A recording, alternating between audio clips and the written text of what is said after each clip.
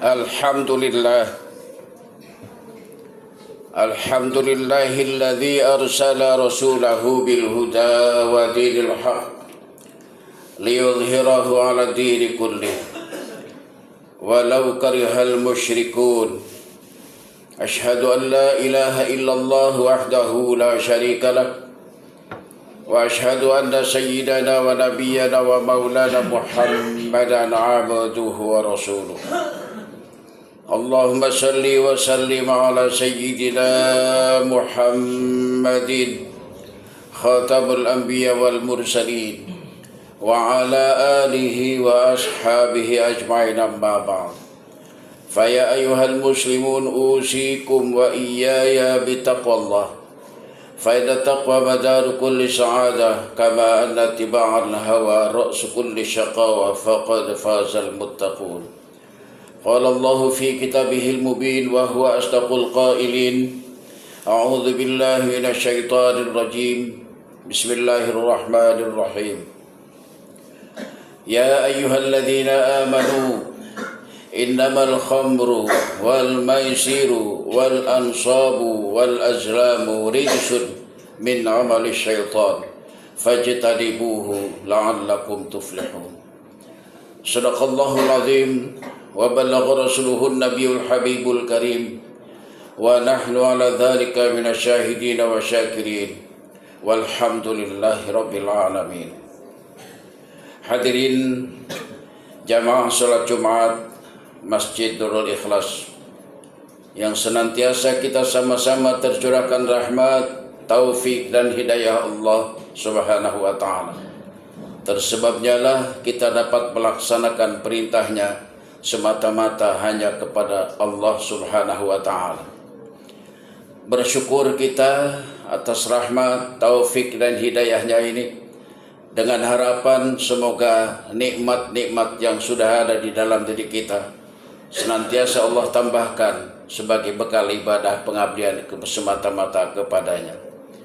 Salawat serta salam senantiasa kita sanjungkan kepada baginda Nabi Muhammad sallallahu alaihi wasallam, Nabi akhir zaman, penghulu seluruh nabi yang 124.000. Tersebab Rasul kita bisa membaca Al-Quran dengan baik dan benar. Tersebab Nabi kita bisa membedakan mana yang hak dan mana yang batil. Dan tersebab Rasul yang mendapatkan mandat syafaat dari Allah untuk diizinkan kepada umatnya terselamatkan fid dunya wal akhirah.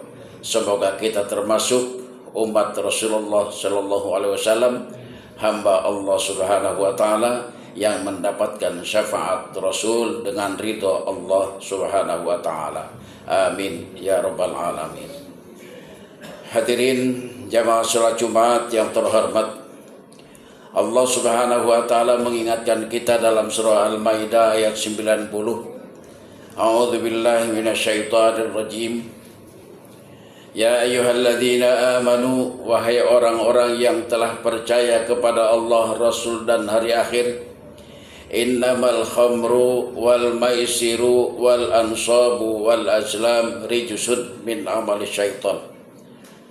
Sesungguhnya khamar, minuman keras yang memabukkan dan sejenisnya, perjudian dan berkorban bukan atas nama Allah, serta pengundi nasib di dalam hidup dan kehidupan dunia yang fana ini adalah termasuk perbuatan keji dan munkar.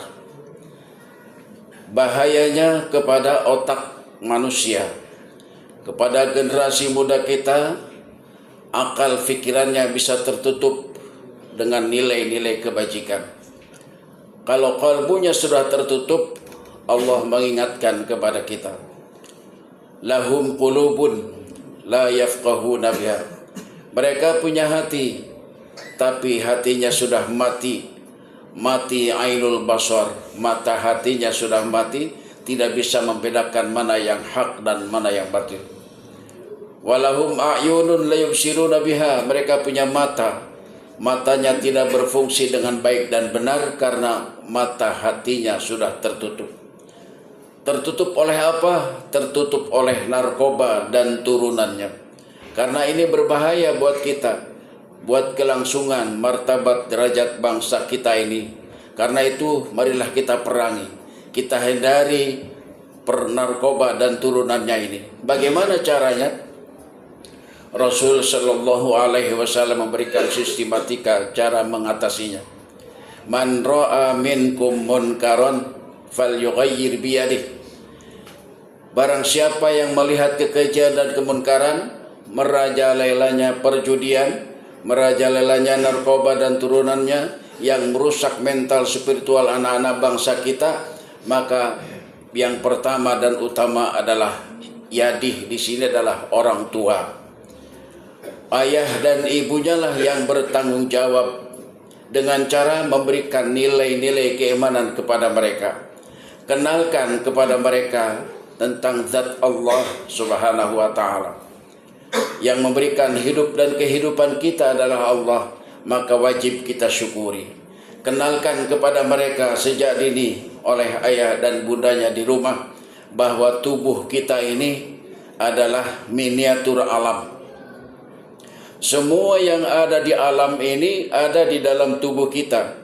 Maka kita harus menjaga dan memeliharanya, jangan sampai diisi dengan makanan dan minuman yang haram. Kenalkan kepada mereka sejak dini bahwa tubuh kita adalah miniatur alam. Air yang ada di seluruh alam ini ada di dalam tubuh kita berbentuk tulang, berproses. Siapa yang memproses? Allah Subhanahu wa Ta'ala. Agar mereka mengenal Allah sehingga terhindar dari narkoba dan turunannya. Bumi yang kita pijak, kabarkan kepada mereka bahwa bumi yang kita bijak ini ada di dalam tubuh kita, berbentuk daging dan kulit. Udara yang kita hirup O2 dan CO2 juga ada di dalam tubuh kita, berbentuk urat. Kemudian cahaya, terang dan gelap juga ada di dalam tubuh kita, berbentuk darah. Kalau kita tidak mengenalkan ini kepada generasi kita, maka jangan salahkan mereka kalau salah kaprah. Akhlakul karimahnya tidak terbendung. Yang menyebabkan kekeliruan pertama adalah yadun tadi. Yang dimaksud yadun adalah kedua orang tuanya, ayah dan bundanya yang pertama berkewajiban mendidik, mengenalkan nilai-nilai keimanan kepada mereka. Saudara-saudara kaum muslimin, jamaah sholat Jumat yang terhormat, kalau kita tidak mengenalkan kepada mereka tentang nilai-nilai keimanan, tentang akhlakul karimah dari baginda Rasulullah Sallallahu Alaihi Wasallam, kita bisa pusing 7 keliling. Orang tua pusing 7 keliling, apa maksudnya 7? 7 pintu pikirannya yang tertutup, tersebab narkoba dan turunannya, tersedap perjudian dan sejenisnya. 7 pintu pikirannya tertutup. Asy-Syaikh Al-Imam Al-Ghazali mengingatkan bahwa 7 pintu pikiran ini harus dikendalikan dengan cara membuka mata qalbunya, membuka ainul basirahnya, kedua mata, kedua telinga, 1 mulut, 1 perut, dan hati. 7 pintu pikiran ini harus kita tutup dengan perbuatan-perbuatan maksiat. Kalau mata hatinya tertutup, maka bahayanya mulut ini tidak bisa berkalam baik, selalu berkata yang jelek dan membahayakan diri dan orang lain. Padahal Rasulullah SAW mengingatkan kepada kita, ihfaz lisanak la taqul fatubtala. Jagalah lidahmu, jangan berkalam yang menyebabkan musibah. Innal bala'a muwakkalun bil mantiki, sesungguhnya musibah yang menimpa kepada dirimu itu berpangkal dari omongan itu sendiri. Bagaimana bisa berkalam dengan baik dan benar kalau kalbunya sudah tertutup oleh narkoba dan sejenisnya? Mari kita berantas perjudian, kita berantas narkoba dan turunannya yang dapat merusak mental spiritual anak-anak bangsa kita ini. Kita khawatir 5 tahun, 10 tahun ke depan, apakah Indonesia ini akan baik-baik saja? Sekarang pun dari berbagai lini dan sektor kita masih bertanda tanya, apakah negara Republik Indonesia dalam kondisi baik-baik saja atau tidak. Jadi yadun yang pertama, ayah bunda wajib mengenalkan nilai-nilai mental spiritual kepada generasi kita. Di mana? Dari mulai rumah tangganya. Kenalkan juga kepada mereka tentang nilai-nilai akhlakul karimah. Jangan sampai kalau sudah pusing 7 keliling tadi, 7 pintu pikiran sudah tidak bisa dikendalikan karena hatinya tertutup. Orang tua keterbatasan pengetahuan, keterbatasan waktu, pusing 7 keliling, matanya tidak bisa memperhatikan kondisi kehidupan anak-anak. Pendengarannya sudah tidak jelas, berkalamnya sudah tidak baik dan benar. Kemudian pintu pikiran yang keenam adalah qalbu, hati. Hatinya yang harus dibuka dulu, ainul basarnya, supaya qalbunya terbuka, mata hatinya terbuka, sehingga dia bisa berkalam dengan baik.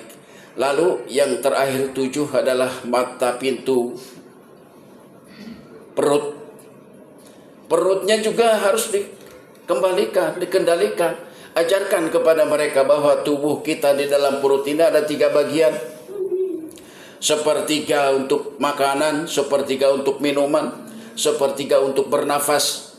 Jangan diisi oleh narkoba dan sejenisnya. Kita juga sebagai orang tua jangan mengisi perut kita dengan makanan dan minuman yang haram. Karena bahayanya, kata Rasul, la yaqbalullahu salatan fi jawfi haramun.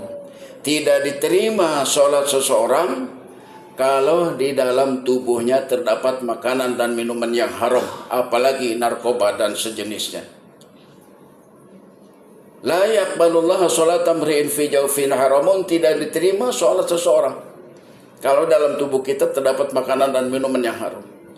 Kullu lahmin nabata fihi minal haram fannaru aula bihi.